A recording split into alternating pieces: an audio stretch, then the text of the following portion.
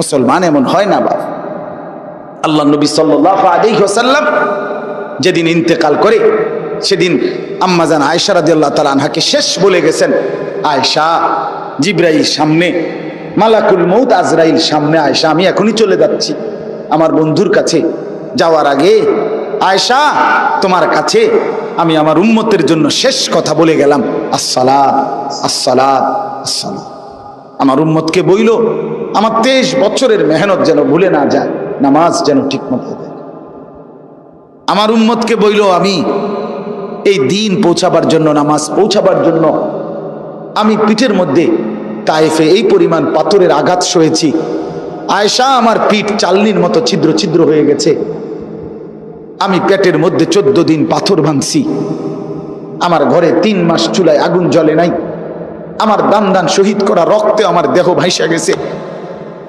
আমি 23টা বছর আয়েশা ঠিক মতো খাই নাই, ঘুমাই নাই। আমি সারা রাতও জায়গা তাহাজ্জুদের নামাজে কানছি আয়েশা উম্মতের জন্য। আমার সেই আদরের উম্মতরে বইল আমার শেষ বেলার আবদার নামাজ।